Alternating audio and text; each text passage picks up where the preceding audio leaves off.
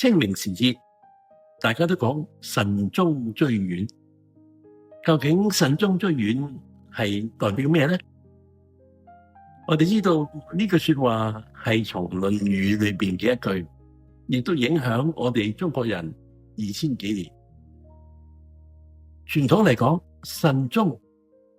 就係話我哋需要好謹慎、如法如禮咁樣去處理我哋先人嘅去世嘅喪禮。追遠就係話，除咗我哋要處理呢個喪禮之外，仲要追思翻我哋歷代嘅祖先，佢哋嘅功勳，佢哋對我哋嘅恩惠，一代傳一代傳落嚟嘅，係俾我哋一個孝道嘅一個表現，亦都教我哋應該要去不忘本，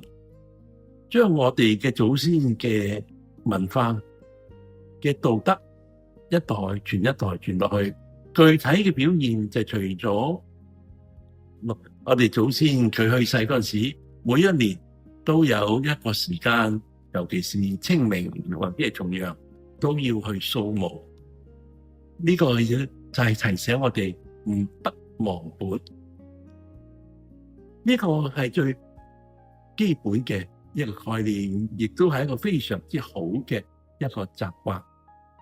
我哋都可以將呢個概念將擴大啲，從一個小我，一個小嘅家庭，我哋自己嘅家庭，擴大到一個大我，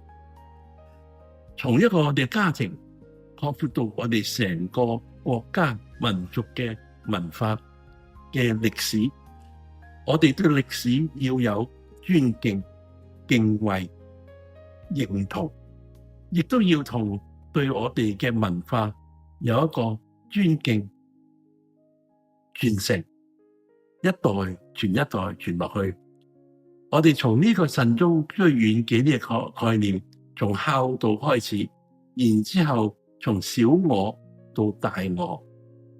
從修身齊家去到治國平天下，將我哋嘅文化一代一代傳承落去，然之後從孝道開始，然之後去成就一個大同世界嘅追求。我哋一齊共勉，一齊共同去遵守呢個原則。